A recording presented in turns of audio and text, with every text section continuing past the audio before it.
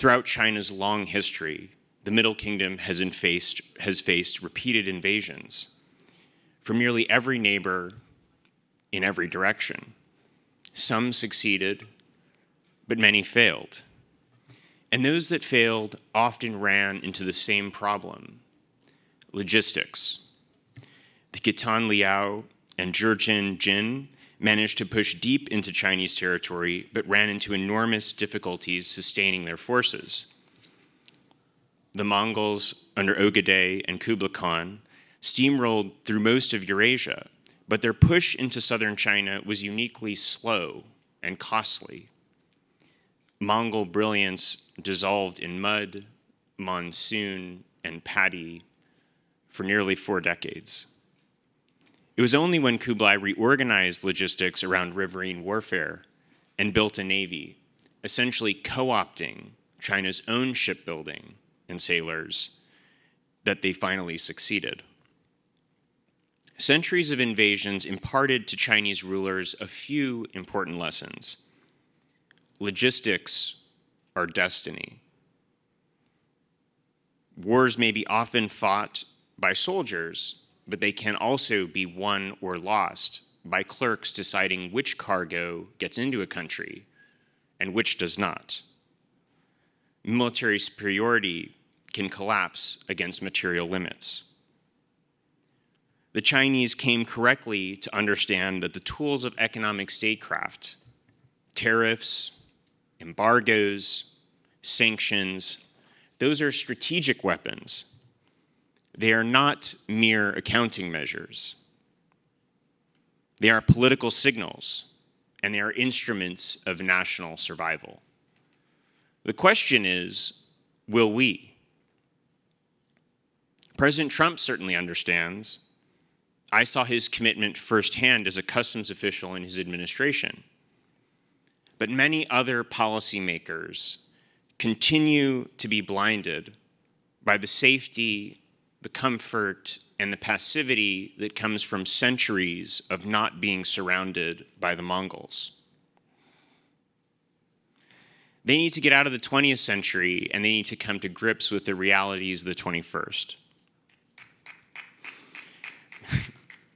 Because the ongoing struggle with China will not be won by brigadier generals or naval officers alone, it'll also be fought and won by folks wearing green eye shades. And given the alternative, that's exactly what we should all be hoping for. Elites love to describe America as if it were little more than an entry on a balance sheet. In their imagination, a nation is a bundle of GDP statistics, a set of trade flows, and a flag stapled to a Bloomberg terminal. They flatter themselves that if the line goes up, America must be winning. But a country is not a spreadsheet. It's not a market, nor is it the sum of its productive capacity. It is a civilization, a history, a people. A nation's industries should exist for their survival, not the other way around. And let me be clear, survival is exactly what is at stake today. The central fact of our age is that China is waging a war against the American way of life. Quietly, methodically, and until recently, with great success. They do not need to land PLA troops in San Diego to defeat us. They only need to hollow out our productive base. They need only make us dependent indefinitely on their ships, their cranes, their rare earths, their medicine. Pick your resource. But the goal is simple. Reduce the United States from a sovereign republic to a client state, and one that can only act with Beijing's permission. In other words, win the war without firing a shot. Put us on our knees. It's a clever strategy, and it was succeeding, as I said, for a while. For example, China's dominance in critical minerals is overwhelming. It accounts for more than 80% of the world's rare earth refinement, giving Beijing a ready-made weapon to cut off our supply chains at will. But this administration is fighting back. The de minimis loophole, for example, allowed foreign shippers, chiefly Chinese firms, to send more than 1.4 billion duty-free, low-value packages into the US in 2024. That number is up from just 134 million in 2015. When I came into customs, I had an expression that President Biden did with customs what he did to our border, and it showed in the numbers. That torrent of goods hollowed out American retail, and it evaded tariffs. It is hard to vote with your pocketbook, I would say, if your shelves are rigged. Too often the federal government has been distracted by economic static, humming from earbuds shipped by the million, hissing like warped gramophones, broken on arrival before their warranty emails can even load. As of 6 days ago, however, that loophole is no more, and we have President Trump to thank for that. We have separated the signal from the noise in this case. And here again in the summer of 2025, the Department of Defense did something it has never done before. It took an equity stake, 15% in a private mining company, MP Materials, and put $400 million on the table to guarantee America's supply of rare earths and magnets. Along with that came a 10-year contract and a price floor to shield the United States against global price swings. That was not business as usual. It was the Pentagon breaking with old free trade orthodoxy and saying national security comes first. This is industrial policy in action, choosing production that safeguards the nation over imports that perpetuate falsehoods about efficiency while masking realities about China's kill switches. America is not a market. It is a nation. And like every real nation, the United States has to choose what we will protect, what we will cultivate, and what we will deny from our enemies. If we cannot produce what we need to fight, we cannot fight at all should it come to that. And industries that support our military are a deterrent in and of themselves. In short, the contest with China provides a clear hierarchy. Those industries that keep us alive in a crisis, steel, chips, critical minerals, energy, must be protected and rebuilt first.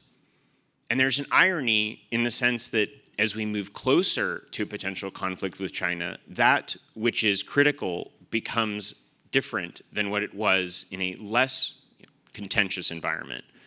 And that dynamism, that understanding of the relationship between those variables, I think is crucial to an effective industrial policy.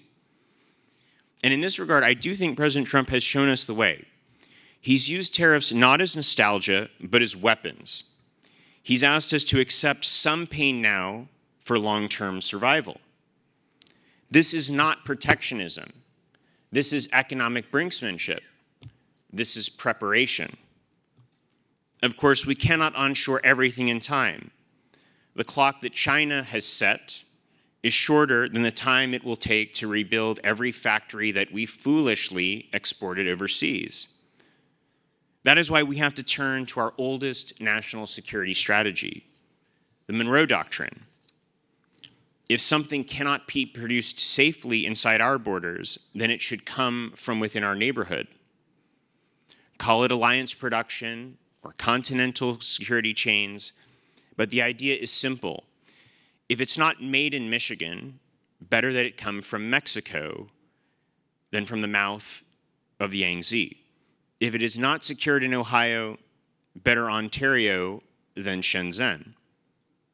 We must treat the Western Hemisphere not as an afterthought, but as our second line of defense. I would argue that is what President Trump has already begun to do. His tariffs on steel, aluminum, semiconductors, and critical minerals were not nostalgic gestures. They were acts of strategy. They created what I would call strategic friction. That is the deliberate injection of uncertainty into the bloodstream of globalization. They forced firms to rethink dependencies, Critics say that tariffs create uncertainty, but I would say that's exactly the point. Strategic uncertainty is the only antidote to complacency. And China, just as China uses rare earths to paralyze us with fear, President Trump is using tariffs to paralyze our dependency on China. He's turning their playbook against them and buying us time for adjustment. And the question is, will we take that time and will we make those adjustments? The professors, of course, howl. They tell us that industrial policy requires consensus, that the tariffs so far are merely just rhetoric. But they miss the obvious point. Without President Trump's so-called economic nationalism earthquake, there would be no CHIPS Act. There would be nothing of a bipartisan consensus. There would be no reshoring movement at all. While the technocrats wrote reports, President Trump forced TSMC to build in Arizona. That is not rhetoric. That is results. For too long, China sold us the rope and watched Presidents Obama and Biden practice the knot. But President Trump is taking us in a new direction. He understands that industries are not sacred ends in and of themselves, but they are tools.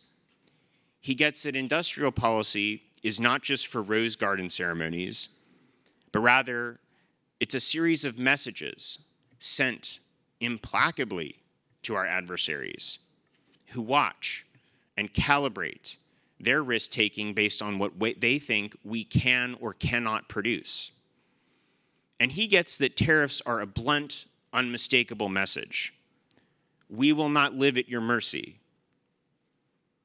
After all, today's tariff codes are as much a battlefield in waiting as is the South China Sea.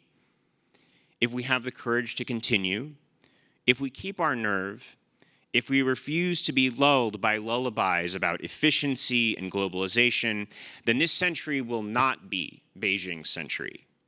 It will remain America's.